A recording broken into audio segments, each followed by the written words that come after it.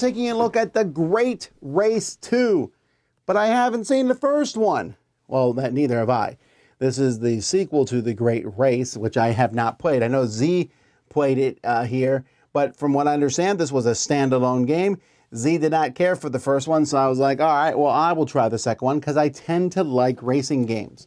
But you know, when I like a racing game, there's one thing that will make me sure to dislike it, and that is when the race is slow. And unfortunately, the Great Race 2 has that as one of its myriad problems. First of all, we have the rules. There's a lot of different rules in here, but the rules aren't that fantastic. You do have this really cool dial that you'll have for each of the racers, an engine gauge, a chassis gauge, a petrol gauge, and then you have skills and funding, and there's some interesting things that you're going to do on that. And then the actual race happens, and you slowly trundle across the board, placing tiles.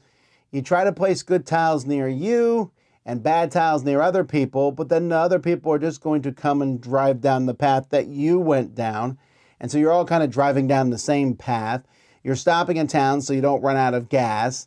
And that's the game. There are special abilities which don't feel particularly balanced. There is resource cards which also don't feel balanced. There's definitely ones that are better than other ones. And there's an FAQ on the back which does not cover all the questions we had in the game. But the biggest problem that we have with this Great Race game is that it's slow.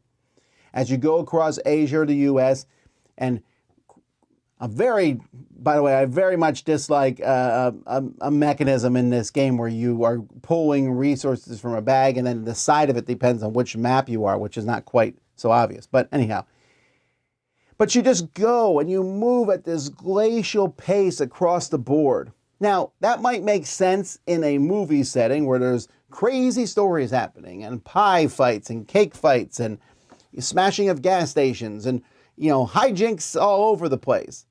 But in this game, it feels like, I mean, especially look how big, and you can't feel this, but this is a very hefty box.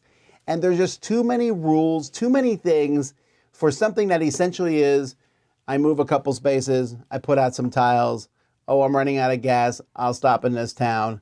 And when one person gets ahead in this game, it's also kind of hard to stop them, to bring them back without resorting to just putting bad tiles in front of them, which then means they have to go a different way, which then means you have to go a different way. So, I don't know. I don't feel any need to go back and play the first game in this one. But the second one, I was not very impressed with this at all. This is a 4 out of 10, The Great Race 2.